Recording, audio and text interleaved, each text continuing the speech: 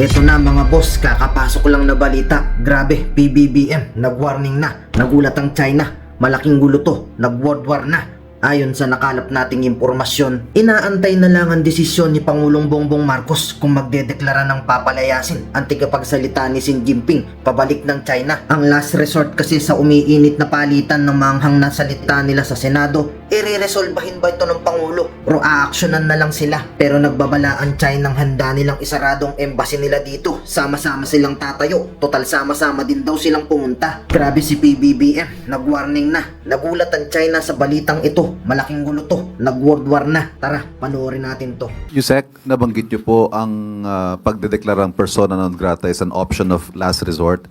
But are we drawing a red line beyond which the diplomats cannot go beyond that line? Kasi ang sinasabi ng mga mababatas natin, disrespectful, undiplomatic, interfering na itong mga nagiging pahayag ng Chinese ambassador. Meron hubang line na huwag naman siyang lalampas dyan because we might be constrained to take action? Sa ganyan pong mga katanungan na mas malalim at dapat na polisiya pa rin ang pagtugon, may kasamang polisiya mula sa DFA at sa Pangulo, ibabato ko na lamang po ang sa katanungan na yan mismo kay Secretary Tess Lazaro.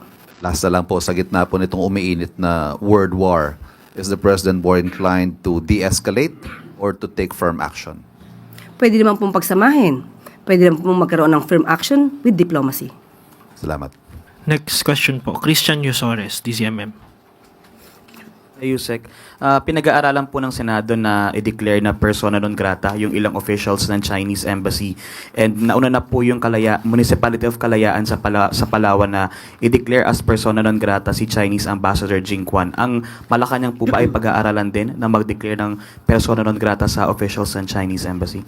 Kahapon po ay nakausap po mismo natin si Secretary Tess Lazaro para ipaalam po sa mga kababayan natin kung ano ang stance ng DFA at ng pamahalaan. Babasahin ko po sa inyo ang statement mismo mula sa DFA. The Department of Foreign Affairs takes note of the proposed resolutions in both houses of the Philippine Congress that calls for declaring diplomatic personnel of the Chinese Embassy as persona non grata. The declaration of persona non grata is one of the most severe forms of diplomatic action that can be imposed by the government against foreign diplomatic personnel. While it is within the remit of the DFA, such an action is an option of last resort, second only to downgrading of relations when diplomatic relations with a certain country has seriously fractured that no intervening remedy can stabilize the interaction and engagement. It also carries tremendous implications moving forward, such as reciprocal action or other countermeasures in other areas, which is why it should not be made lightly and decided only with careful and clear thought and preparedness for how it will shape the Philippines' strategic interests moving forward.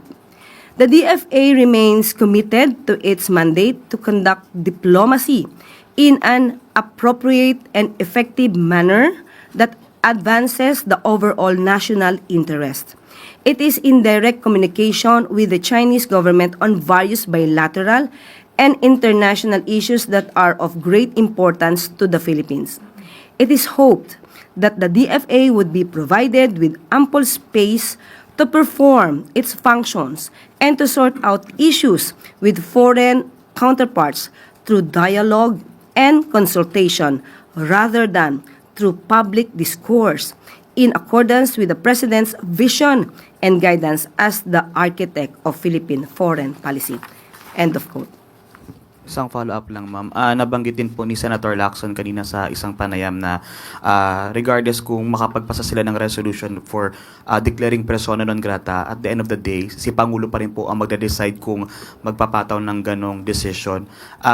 Ano po yung, may nabanggit po ba ang Pangulo? Is he aware dito sa nagiging palitan ng Chinese and Philippine officials? And ano po ang position niya dito? Aware po siya at nakikipag-usap din po siya kay Secretary Tess Lazaro. At ang aking nabanggit na sinasabi natin polisiya, yun po ang sinasabi ng Pangulo. Bago lang pong nilabas na statement ng Chinese Embassy would ask for palace reaction. Ang sabi po ng Chinese Embassy, there is but one person who has the authority to ask Ambassador Jing to leave the Philippines, and that is President Marcos. If he were to receive such notice from President Marcos, he would depart immediately. Ano pong reaction ng palace? Wala pa pong reaksyon patungkol po dyan, kasi sabi ko lamang po kung ano po yung sinabi ng polisiya at na ina-adapt po ng DFA. Next question po. Christian Bascones, PRTV. Good morning, Yusek. Nung nakaraang ASEAN chair, that was the Malaysia, given the fact na naging successful po yung paglagda ng ASEAN-China Free Trade Agreement o ACFTA 3.0, yun po may mga nangyayaring ganitong sigalot between, sabi nga po ni Sir Ivan, world war between the Chinese Embassy and also the government officials of the Philippines. Alam naman po natin na matagal nang pinag-uusapan at itinutulak ang South China Sea Code of Conduct bilang kasunduan sa pagitan ng ASEAN at China para maiwasan ng gulo sa karakatang teritoryo, most particularly ang South China Sea at West Philippine Sea po. As the Philippines chairs ASEAN in 2026 and hosts the Foreign Ministers' retreat in Cebu, how is the palace advancing abiding South China Sea Code of Conduct while promoting ASEAN unity and stability? Una po, kahit po nung tayo ay nagkaroon ng kapihan, sinabi din po ng Pangulo na siya ay umaasa na magkakaroon po at magkakaroon na po ng agreement regarding dito sa Code of Conduct. At pati po ang DFA, ay sinabi na ay umaasa sila at committed sila na ito po ay mapirmahan, magkaroon na ng tuldok para po magkaroon tayo ng Code of Conduct patungkol po dito sa South China Sea, West Philippine Sea.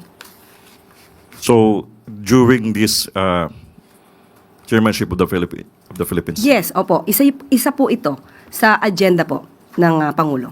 Thank you, ma'am. Ma'am, sorry. Yung kumalat lang po kahapon na fake medical document supposedly detailing the president's condition are law enforcement agencies going to take action, investigate where it came from, who's behind it? Dapat lang tignan ito dahil hindi na po biro ang biruin ang kondisyon, kalusugan ng Pangulo. Kaya po ang NBI, alam po natin na mabilis umaksyon ng NBI para maimbestigahan kung sino po ang nasa likod dito. Ma'am, naidulog na po ba ninyo o ng palasyo sa NBI na hiniling na po ba ninyo na imbestigahan na nila? Nabanggit ko kanina sa isang interview, kung hindi ako nagkakamali, sa inyo yata. Pero ma'am, Sa unang hirit. yes, sinabi nyo na dapat lang nilang imbestigahan. Pero yung dinulog nyo na sa kanila, yung problema, meron na bang ganun, ma'am? Hindi kailangan idulog. Mabilis ang NBI umaksyon. Alam naman nila kung ano nangyayari sa gobyerno natin at sa ating kapaligiran. So, without even an order coming from the President, the NBI is mandated to investigate this matter. And nag-respond na po ba sila doon sa pahayag ninyo na ganyan? So far, may naipaabot na sa inyo na we will take action. Ganon. Nararamdaman ko na mag-a-action sila. Dahil lalong-lalo na nadidinig nila ngayon ang press briefing natin. Hello po, Yusek. Good afternoon. Malacanang has repeatedly said that the president is making steady progress following his diverticulitis diagnosis. Last night, you showed us a video with President Marcos playing with his dog, and he seems fine. He seems okay. So I just want to ask po, Yusek, given this, why has the president continued to miss public events, just like PNP Day this morning? And when can the public expect him to resume attending his scheduled engagements? Lahat po ng ginagawa ng Pangulo ngayon, engagement, activities. Hindi po biro ngayon, tatlong events po ang pupuntahan ng Pangulo. So, wala pong naipapakita ang Pangulo na hindi siya nagpapatuloy magtrabaho. Dahil nakikita niyo naman din po sa ating mga binibigay na mga updates, ang video, at mga larawan katulad ng oath-taking ni General Natate. So tuloy-tuloy po, wala pong patlang ang pagtatrabaho ng Pangulo. Just a follow-up po, Yusek. Can Malacanang confirm whether the president will undergo further medical tests related to his condition? Wala po nasabi sa ating kagabi. Pero ang mga doktor naman po niya, sabi naman po ng Pangulo, chine-check pa rin po siya. Pero kung ano pong klase pang test or what, wala pong nabanggit sa atin ng Pangulo. Morning po, Yusek. Yusek Secretary Remulla earlier said that former Congressman Zaldico is staying in a gated community in Portugal, pero a certiorari petition filed with the Ombudsman indicates that he was in Sweden. Does the government still know the whereabouts of the former congressman? Sa ngayon po ay nakikipag-ugnayan din po tayo sa DILG at ang huli nga po nilang sinabi ay aalamin po nila kung ito'y may katotohanan. At tiwala naman po ang Pangulo sa ginagawa pong trabaho ng ating mga ahensya ng gobyerno, lalo-lalo na sa pagtugi sa mga fugitives.